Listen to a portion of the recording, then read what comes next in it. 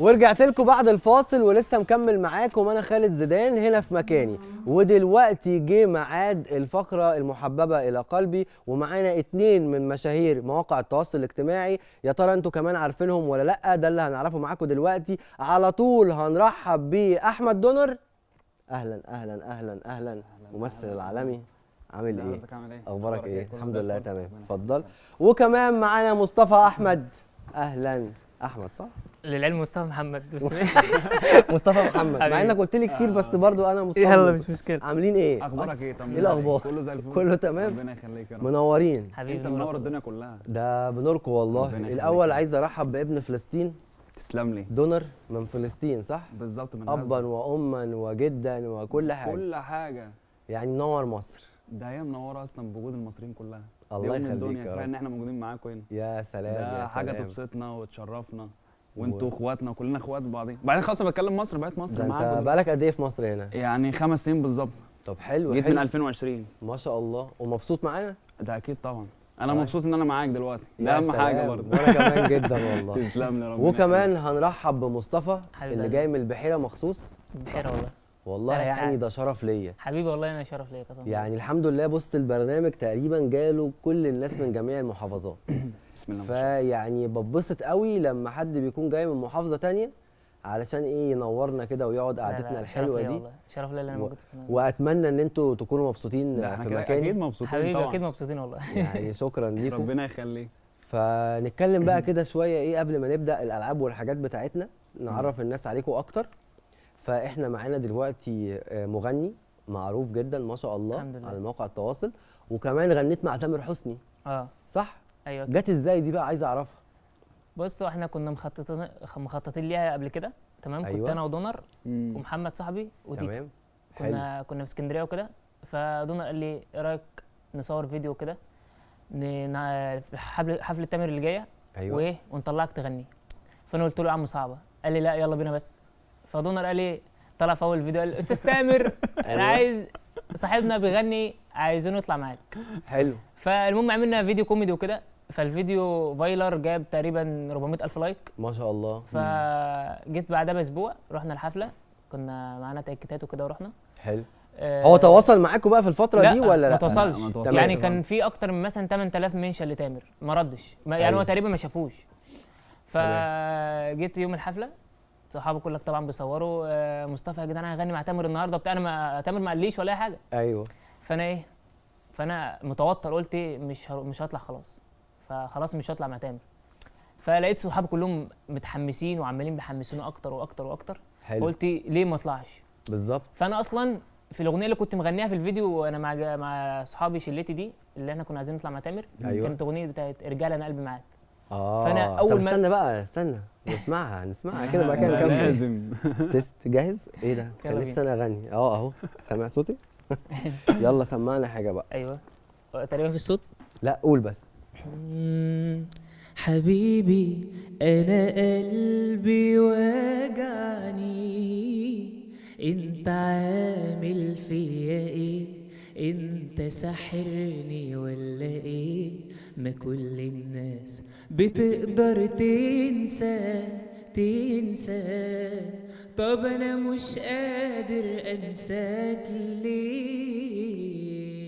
ورجع لنا قلبي معاك مش قادر انساك.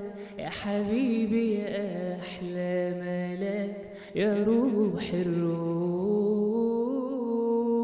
ساكت ليه؟ هتعمل ايه يا مالك روحي وامري؟ شفت حصل لي عشانك فرحني لو يوم في عمري. برافو. حبيبي والله. كمل بقى ايه اللي حصل. بس عايز اقول لك على حاجه قبل ما تكمل. بصراحه انت كان باين عليك في اول كوبليه كنت قلقان، بعد كده بقيت كويس. فما تخافش كده، انت طلعت على ستيج قدام ناس وغنيت انا طلعت مع تامر اصلا اول ما طلعت. فانا اول ما الاغنيه اشتغلت لقيت تامر بيقول ايه، لسه تامر بيقول حبيبي. انا لقيت جسمي مره واحده بتعمل رابط الجمهور. قلت لا ده الاغنيه جت خلاص. رحت بالظبط. كان في عيل متابعني على التيك توك، متابعني فني يعني. واقف قدام، كنت انا واقف اصلا قدام، فكان في حاجز كده وحاجز كده تقريبا 2 متر ولا حاجه. حلو.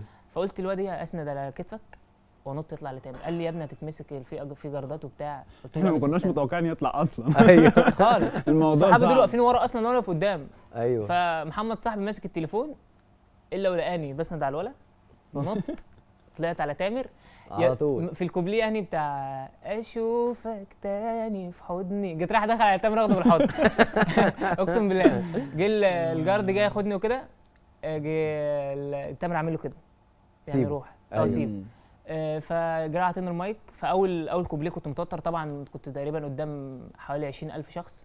طبعا رقم كبير اكيد. وانا متوتر. فتامر جه قال لي في ودني، قال لي اهدى على خد مهلك. نفس كده. خد ايوه نفس. رحت بقى ابدعت في الكوبليه التاني بتاع انا تعبان من غيرك، اسمعني وراضي ضميرك، لو عادي تسيبني لغيرك انا والله هموت. بتاع ايه ساكت ليه، هتعمل ايه، امالك وروحي وامري، شفت حصل عشانك ايه، فرحني لو ينفع عمري. اول ما الاغنيه خلصت فحضنته ونزلت بقى، اصحابي بقى شالوني طبعا طبعا وهللوا، حلوه كله جدا قاعد يقول لي بصراحه. صوتك حلو بتاع. نزلت الفيديو ما شاء الله دلوقتي جايب 600,000 لايك على التيك توك ما شاء الله ما شاء الله. وضارب يعني الحمد لله. طب حلو حلو. يعني ومن هنا بنوجه تحية خاصة لتامر حسني وبنقول له بجد انت مكتشف لكل المواهب الجديدة وبتدعم الناس، وانا ان شاء الله نفسي واتمنى ان انا اعمل معاك انترفيو في يوم من الايام. ومن الغنى نروح بقى على التمثيل عند دونر. الاول قول لي يعني ايه دونر؟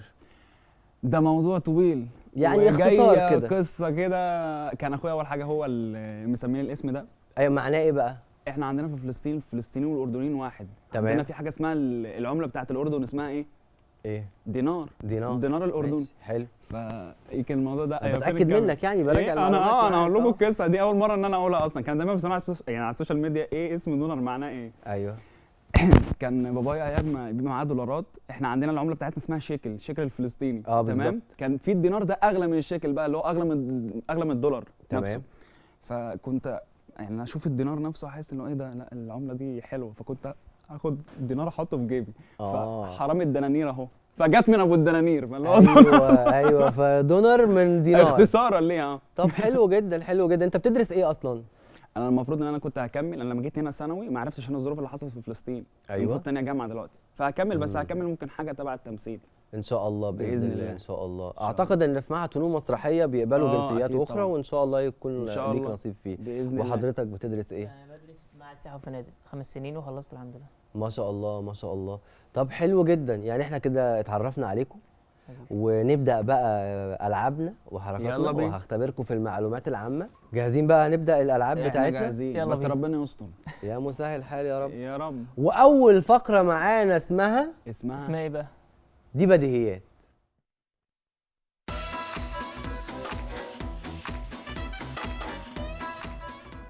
في دي بديهيات يا جماعه انا بسالكم اسئله بديهيه جدا المفروض كل الناس تبقى عارفاها. فقبل ما بنعمل الكلام ده بطلب منكم بس ايه ده لا لا يلا. لا. عشان نلعب بقى ونسخن كده. كل واحد هيلبس واحده. ايوه ماشي. مش تفرق انت عطيني والله. بينك يا اسطى. عادي عادي عادي. انت بتكروتني. حلوه حلوه. اول سؤال بيقول ايه؟ طبعا اللي عارف ايوه بالظبط بيدوس والاسرع هو اللي لازم يجاوب. ماشي. لان في نعمل كده؟ سكور. ايوه فين؟ بالظبط كده. هنا؟ ايوه. اتنين ولا واحده؟ انت بقى واي حاجه مش هتفرق. ماشي. السؤال الاول بيقول ايوه. اكبر محافظه في مصر من حيث المساحه هي؟ تقريبا البحيره. انت عشان مصري يعني؟ والله بقى انت بقالك 5 سنين في مصر لازم تبقى عارف. ايه؟ من حيث البحيره؟ المساحه. المساحه. هل هي الوادي الجديد، شرق الدلتا، بورسعيد؟ شارع الدلتا. هذه اجابه؟ ها؟ شرق الدلتا. اصلا اجابه خاطئه واجابه خاطئه يا جماعه. اكبر مساحه هي الوادي الجديد. الواد الجديد كلها يعني بقول لك صحراء الواد يعني. طب ما الجديد انت مصري المفروض تعرف مش اكتر كده. مني يعني. بس انا مبسوط ان انتوا غلطتوا علشان يغني. ولا خلينا انت كده نسمع صوتك. أنا؟ سمعنا كده ضروري؟ حاجه. يعني أشيل دي قول ولا كده أنا؟ حاجه. لا بيها زي ما انا انت. اقدم لكم استاذ دونر اتفضل. بالظبط بسم كده. الله الرحمن الرحيم. يلا بينا. فين؟ زي هنا؟ بالظبط. يلا. اهم حاجه قبل الغنى تبقى الثقه فيك يعني. هو اللي لازم معلمني تبقى الغنى واثق. اصلا. اصلا. اصلا. طب يلا سمعنا. رمشك خطفني من اصحابي وانا واتسيار. سيبه يكمل. اسكت يا عم. استنى بس اكمل. اتاريكي ساكنه الناحيه دي، يا سلام طب يا استنى ولاد. قبل ما تندمج قوي، يعني احنا عايزينها بأداء. بأداء؟ يعني سيب الغنى وانت الأداء. طب خلاص تمام. يعني اعمل أداء بس. اعيدها تاني. بالظبط. ماشي. اكتر بقى، انت دلوقتي مغني. خلاص تمام. والآن مع المطرب رقم 1 دونر او دونر. يلا بينا. رمشك خطفني من اصحابي وانا واتسيار، ده صوت. اتاريكي ساكنه الناحيه دي، يا سلام يا ولاد. بص، هو انا هحترم حاجه ان انت غنيت اغنيه كويسه. صح. يعني ده كويس. تعالى بقى نسمعها بصوت بقى المغنيين. الاداء، الصوت الحلو بقى. هو الكوبليه ده رمشك خطفني بيقول له كده. رمشي خطفني من اصحابي وانا واتصياد، ده تاريكي ساكنه الناحيه دي، يا سلام يا ولاد. هايل بجد هايل. انتوا عارفين مين اللي بيغني الاغنيه دي ولا لا؟ محمد سعد. لا، ما هو مش محمد سعد كان في الفيلم بيغني. ما انا باخد الكوبليه منه. اللي بيغني الاغنيه دي. ها لا مش عارف الصراحه. لا مش انا كنت واخدها من الفيلم اللي هو برضه. هو من الفيلم، احنا واخدينها من الفيلم. ده اللي عبد الله، مش عبد الله رشدي. محمد رشدي. يعني الراجل ده انا محمد بحب رجبي. له اغاني كتير قوي بصراحه. لا الصراحة كان ما- من زمان خطير يعني. كان في اغنيه انا احاول افتكرها، اللي كان بيغنيها على مركب يا عم عزب، دي عارفها؟ لا بيقول ايه؟ ايه حاجه ايه استنى. لا افتكر معايا عم عزب بالله عليك. الاغنيه حد يفتكر المشهوره معانا بتاعته يا دي جماعة بس اللي كان والله. ما في تساعدنا يا المركب. في المركب كده وبيغني الاغنيه. هنفتكرها. أمير هنفتكرها. لا مش امير البحار، ده ابيض دي حاجة واسود. تانية. ده من زمان قوي. تاني سؤال معانا، اشهر بحيره في الدلتا. لا انتوا كل مزلقان. لا حاول. بحيره اشهر بحيره في الدلتا. مفيش اختيارات. ادينا هل هي بحيره المنزله؟ المنزله. هي المنزله. المنزله. انا اللي عملت على دي. مين؟ المنزله. انا اخترت الاول بس نسيت. يعني بعد الغش الكتير واللي انا بقوله هنعتبرها اجابه صحيحه. برافو. شطار. يا اسطى انت بجد مش عارف حاجه خالص. السؤال اللي بعده بيقول، طب ما نجيب اسئله من بره مصر. انا اسئله كوره. في محافظه في مصر مشهوره جدا بالسجاد اليدوي وصناعه الكليم. عارفين الكليم ولا لا؟ لا الكلام. الكليم ده زي السجاد، بيكون حصيرة كده حاجه شبه كده. ايه المحافظه بقى اللي مشهوره جدا بده؟ محافظه في مصر اكيد يعني. سجاد. ومشهوره بحاجه تانية زي الكتاكيت. الفيوم. لا، برافو برافو برافو برافو. جاوب صح. جاوب الفيوم. صح يا دونر. الله عليك. سقف لي يا ابني. هو قال جواب صح يا دونر صح؟ ايوه، يعني انا بقول له هو جاوب صح يا دونر. انت دونر، لا، هو بقى تمام، جاوب زي صح. الفل. انا مش سامع بس من البدايه. تمام. وبكده نكون خلصت معانا اول فقره، فاللي فاز فيها هو مين؟ مصطفى. الف مبروك. اشكره جدا. الف مبروك. اهلا وسهلا. وعلى طول هنخش على الفقره اللي بعدها، ودي اسهل منها بكتير. تمام. في الفقره دي الصور اللي هعرضها لكم هنا دي بتكون صور لناس معروفه جدا على مستوى الشرق الاوسط وتحديدا مصر. نذكر اسمائهم. المفروض. تمام. بس قبل ما تتعرض اه هنقول ايه؟ تعرفه ولا اعرفك عليه؟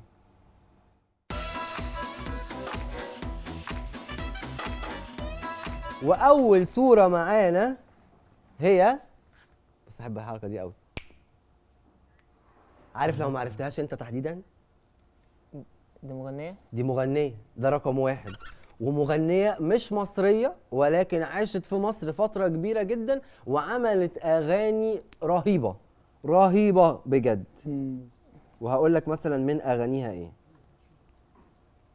دي سورية الاصل ونجحت في مصر وغنت انا بعشقك، انا كلي لك، انا بعشقك انا. لا في المايك كده، دي حبيبتي. ادينا واحده بقى، ادينا واحده. انا عارف الاغنيه اكيد طبعا. ودي برضو اللي قالت انا الحب اللي كان. هي اللي صاحبه اغنيه بتاعت انا بعشقك انا كلي لك انا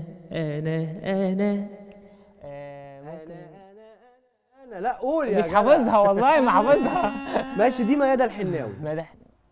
احفظوها بقى لان اغانيها حلوه جدا. حناوي بالظبط، سوريه وجت عاشت في مصر، واي حد انا عربي كنت بجمع بيجي الاسم، يقعد انا في عارفها مصر طبعا. كسر الدنيا، واخد بالك انت؟ واخد وتقدروا بالي. تشيلوا الحاجات اللي انتوا لابسينها دي. خلاص الفقرة كده دي. كفايه، انا بقول على تمام. الكلام ده. اما الصوره اللي بعدها ايوه معروف بقى، ده ممثل بقى يا استاذ بقى. هو فيشاوي. ممثل المفروض اعرفه. لا اله الا لا. الله. فيشاوي. حسبي الله ونعم لا الوكيل. مش هو. ده ها، ده ابنه حتى بيمثل.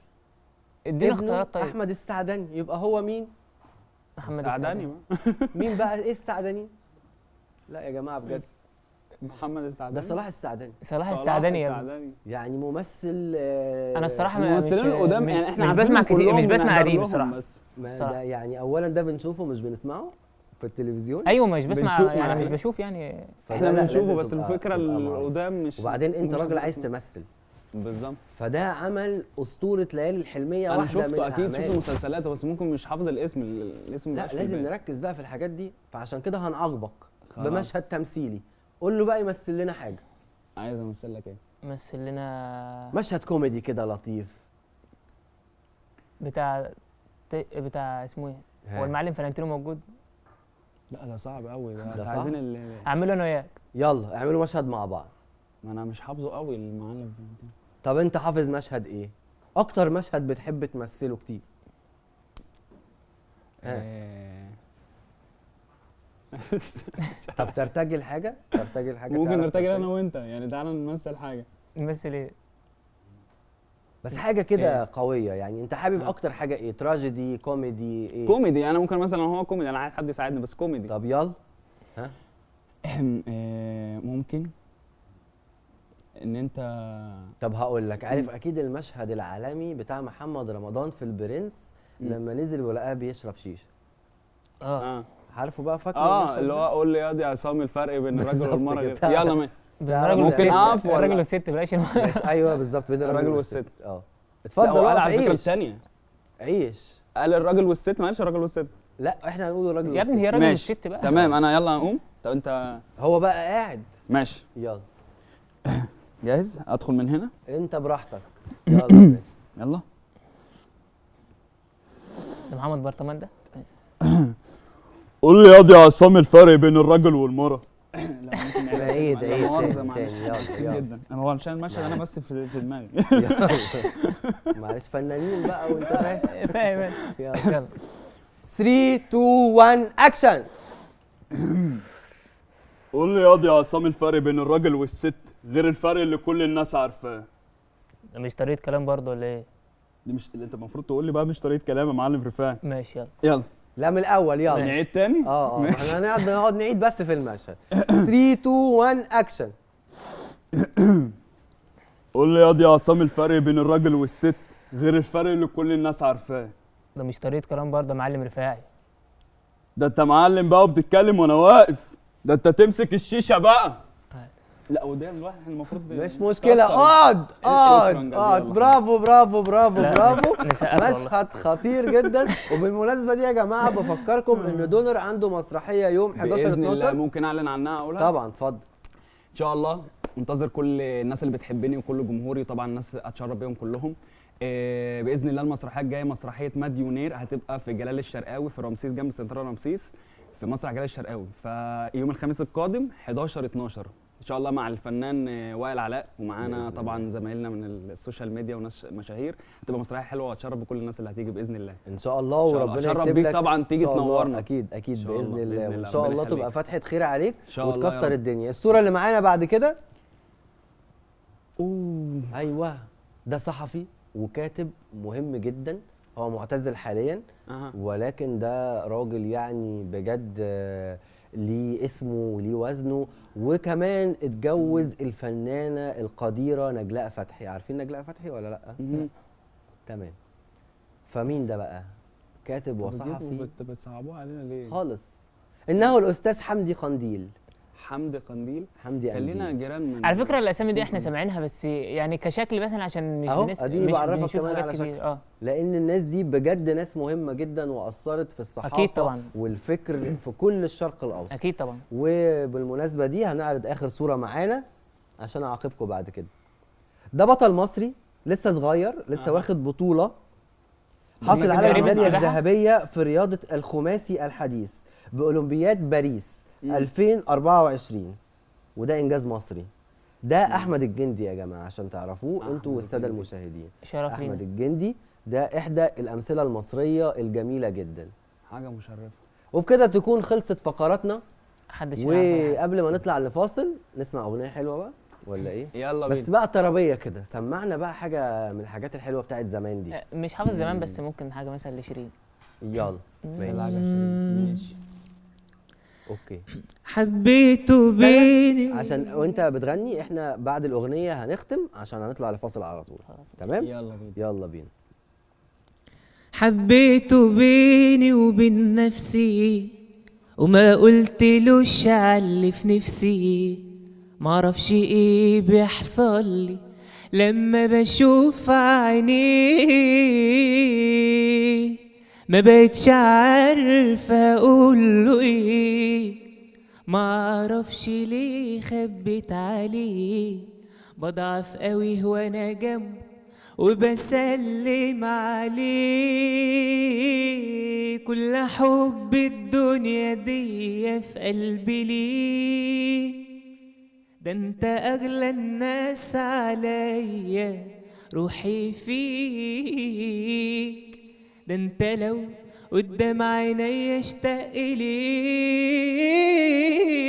وعلى بالي ولا انت داري باللي جرالي. والليالي سنين طويلة سبتها لي، ده انشغالي بكل كلمة قلتها لي. الله، تحفه تحفه.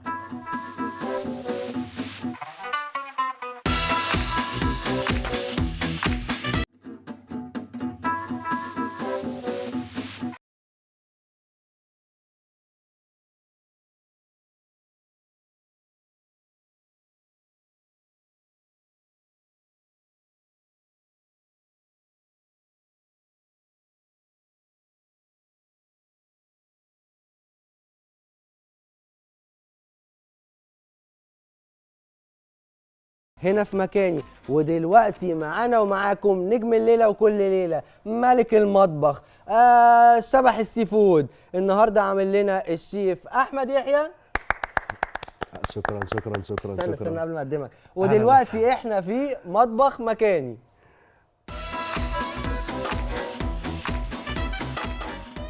اتفضل يا استاذ احمد، النهارده عامل لنا ايه؟ ايه الاخبار، عاملين ايه؟ الحمد لله تمام. النهارده ان شاء الله ناوي ان انا اقدم لكم رقاق بالسجق والميكس جبن. أيوة. بطريقه سهله جدا وما بتاخدش معاك احمد يحيى 3 دقايق. اسمه احمد يحيى، بيسالوني عن اسمك عشان ينزله لك. الشيف العالمي احمد يحيى هينزل لكم دلوقتي، وعامل لنا رقاق بالايه؟ بالسجق والميكس جبن. بالسجق اه. والميكس جبن. ماشي. ايه بقى؟ هنبدا معانا بسم الله الرحمن الرحيم. معانا اول حاجه اولا بس قبل ما رقاق. تبدا، ده رقاق طري تمام. صح كده؟ صح انا كده، بحب مظبوط. الرقاق الناشف. مظبوط. بعد عادي كده المرة أذواق، الجاية. بس ماشي. ده هيعجبك. أما انا بقى نشوف. خليك تاكل الرقاق الطري. ماشي. ماشي. اتفضل قول. معانا رقاق معانا ومعانا رقاق. سجق بلدي. ماشي. واخد بصل وتوم وفلفل الوان وملح وفلفل اسود وكمون وكزبره. 100 100. ومعانا سمنه بلدي. تمام. ومعانا الميكس جبن بتاعنا عباره عن جبنه موتزاريلا وشيدر احمر وجبنه رومي. لا انا شايف الاداء بقى عالمي يا جماعه. الاداء الشيف راح في حته تانية. ان شاء كمل، الله اتفضل. الاكل ان شاء الله الاكل هتعجبكم قوي. أيوة. هنبدا دلوقتي ان احنا نجهز الاكله ماشي. ونحضرها مع بعضينا. اوكي. بسم الله الرحمن الرحيم. اللي هي بقى هنعمل ايه؟ اول حاجه احنا معانا الشوربه بتاعتنا جاهزه. أيوة. شوربه المرقه. نحط بتسقط كده فيها الرقاق. اه ماشي. بالشكل ده كده حلو. اهو. دي بتبقى الاكله على- دي بتاخد وقت قد ايه تجهيز؟ تجهيز بالظبط. بالظبط 5 دقايق.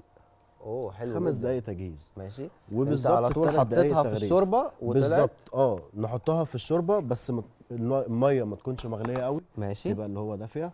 ايوه. وطبعا احنا متبلين الشوربه دي معانا بالمرقه وبالملح والفلفل الاسود. حلو جدا. متبلينها ماشي. ومطعمينها ومخلينها ان هي تمام. جاهزه اهو زي ما انتم شايفين. زي يا دوب الفل. ما بياخدش 3 ثواني على ده طول. حقيقي، خد بالك احنا معانا ضيف جاي من البحيره، أهلاً فلازم وسهلاً. ناكله اكله حلوه. احلى تحيه وواحد للناس جاي طبعاً. من فلسطين، فلسطين متخيل؟ اخواتنا فعايزين ايه تشرفنا كده زي ما انت بتشرفنا في كل مره. ان شاء الله. وحظك النهارده يا عم عزب صايم، كان هيقيم لك احلى تقييم للاكل، ان شاء الله هنبدا ننزل فمش هينفع كده. بالسمنه البلدي بتاعتنا كده اهو. ماشي، نزلنا بالسمنه البلدي. السمنه البلدي اهي. ماشي، اهو وبعد كده السمنة هنعمل البلدي. ايه؟ طب انا كان ممكن اجيب لك هننزل طاسه عليها كبيره عشان بالرقاق. تحطها كلها، ولا انت عايز؟ لا تمام، هو انا بس اللي انا عايزه ان هو يطلع شكله مدور، يبقى زي راوند. كده، زي صح؟ كده بالظبط. شفتوا يا جماعه المره دي أهو. جهز لنا بالطريقة دي علشان كده. وقتنا اهو، علشان زي ما انتم شايفين اهو. ايوه، ده هنا السلطه الطاسه بتاعتنا سمنه بلدي، حلو جدا. وحطينا الرقاق. نبدا ان احنا ننزل بالسجق بتاعنا ماشي، بصوا الطريقه يا جماعه، الطريقه سهله وبسيطه اهو بالشكل ده أوي. كده. ايوه، وبعدين معانا الميكس ده من جبن غير فرن بتاعنا. يا شيف ولا من غير اي حاجه؟ من غير فرن، من غير اي حاجه. بقول لك اسهل طريقه لعمل الرقاق، الناس اللي قاعده طريقه لوحدها، سهله وسريعه وما بتاخدش الناس وقت. اللي قاعده لوحدها. اي حد ممكن يعملها فعلا، لو حد قاعد لوحده مثلا، حد جاي له ضيوف عايز يعمل عشاء سناكس خفيف بس حلو. هو مش مزنوق في الوقت، بالظبط. فدي حاجه سهله جدا ممكن تتعمل. ده حقيقي، والرقاق ده بيتباع جاهز اصلا، ممكن بالظبط. تجيبه مغلف كده آه. يا دوبك تفكه بالظبط. وتبقى الموضوع سهل وبسيط. نبدا ان احنا نقفل اهو الرقاق بتاعنا زي ما احنا وممكن يتحشي اي حشو. اي حشو، اي حشو. دي حاجه حلوه مش جدا برضه. مش شرط سجق بس، لا أيوة. عادي ممكن نحشيه لحمه مفرومه، ممكن نحشيه ميكس جبن، ممكن نحشيه خضار. 100 100 يا شيخ. ليه يعني اكتر من حشوه واكتر من طريقه، كل واحد على حسب ذوقه على حسب اكله. ماشي. ممكن نعملها سي فود برضه تبقى انت مختلفه. بتعشق السي فود زي تبقى مختلفه. حلو جدا. اهو كده معانا، وهيقعد بالظبط دقيقه تمام. على النار تسويه، وهنقلبه على الناحيه الثانيه هياخد دقيقه، تمام. وكده هيكون معانا الرقاق جاهز. خلص؟ بس ما كده. تهزرش. بس كده. ده ايه الشطاره والسرعه والحلاوه دي؟ شايفين يا جماعه الشيف جميل قد ايه؟ طب يا شيف تسمح لي بقى، بما ان احنا كده خلصنا اتفضل. الوصفه بتاعتنا بسرعه، اتفضل. اسمعك صوت يلا بالبحيره، بينا. يلا بينا. حاجه كده ما اقولكش، وقيموا معانا الاكل. تمام. ونستقبل ضيوفنا مره تانية يا جماعه. اتفضلوا.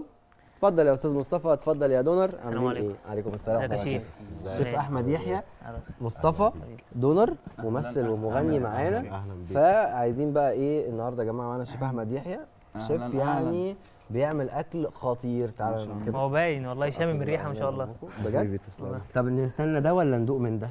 يلا دوق ده جاهز. ندوق ده؟ طب دوق يا جماعه ده كده. طب ده ايه ده؟ ممكن تعرفنا ايه ايه ده؟ انت ما كنتش سامع؟ ده حضرتك اهو، بص رقاق رقاق بالصدق. بالميكس جبن اهو، بالسمنه البلدي. بالسمنة بصوا ايدي البلدي. كلها بقت بلدي. سمنه بلدي ازاي. والشيف احمد يحيى بصراحه شيف ممتاز. نقول راينا والنهاردة- بصراحه. طبعا شيف بسم أحمد. الله. بكل صراحه. بكل صراحه. بكل صراحه. ماشي. انا هدوق.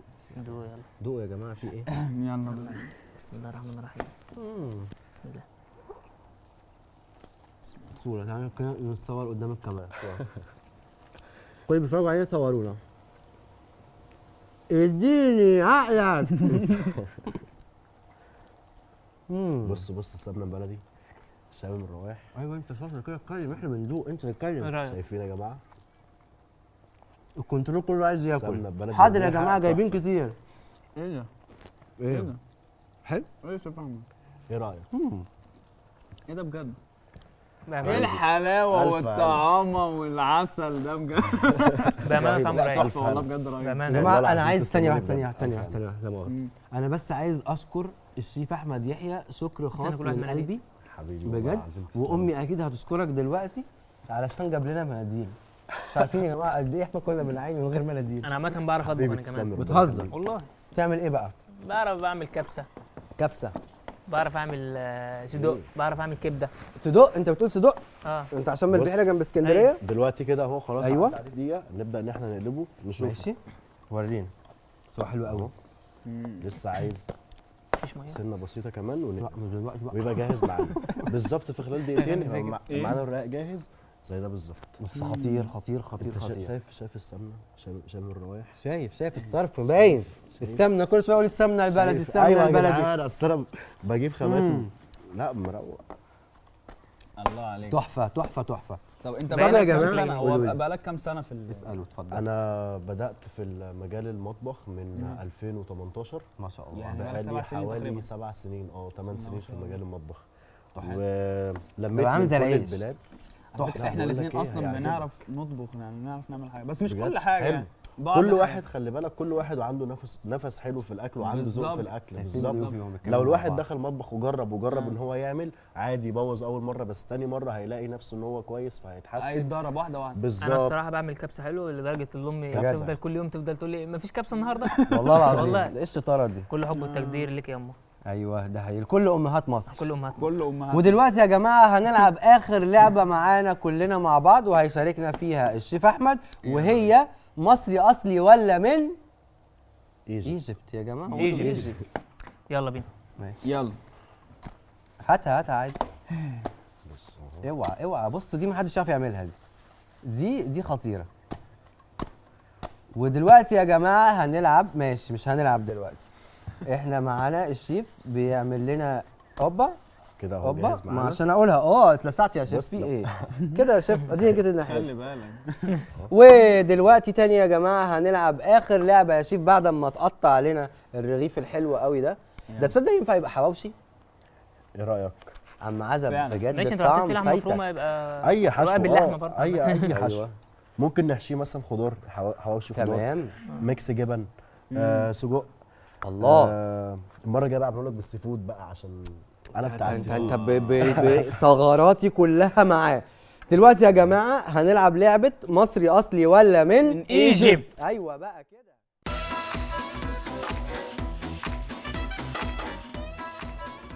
طب دوق انت كمان يا شيف بقى وقول لنا. دلوقتي يا جماعه انا هسالكم كلكم كده انتوا اسئله، انتوا اسأل يا فين باشا. شايفيني؟ احنا معاك. هسالكم اسئله ليها علاقه بمصر، ماشي. وهنعرف انتوا مصريين حقيقيين ولا من فنزويلا بقى، ده مش قوي يعني، فهنعرف بقى منكم انتوا الاثنين. ماشي. ده تاريخ يعني وكده. حاجات مصريه يعني. مثلا ماشي. السؤال بيقول ايه؟ اشهر محافظات مصر بصناعه الاساس ايه هي؟ دمياط. أساس. اوبا. الايه؟ دمياط. برافو دمياط. برافو دمياط. برافو. المشبك صح؟ اساسه مش دمياط لا، لا طنطا. دمياط طنطا يعني بلد خشب. المشبك تقريبا. فاحنا ايه هنعاقبكم. هتعاقبنا؟ مش هنعاقبكم. دمياط برضه يعني بلد المشبك عندكم ايه؟ بلد دمياط؟ المشبك عندنا طنطا. طنطا.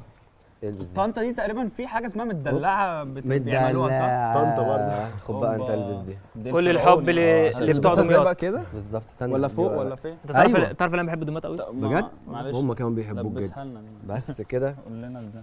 يلا. يلا بينا. وعلشان إيه اللي انت معانا مطرب فاحنا لازم نعاقبه بغنى. غني بقى. غني يا وحيد المايك غني. اهو. غني نغني غني طيب. سمع الشيف كده ايه الكلام. غني. تحب سلطنه تسمع- وهو تحب تسمع شغال. سلطنة. لمين؟ انا سمعت كنت بتغني لتامر حسني بصراحه عجبتني. لا انا نفسي تغني حاجه بس قديمه. انا مش حافظ قديم. مفيش ورده، مفيش صباح، مفيش نجاة.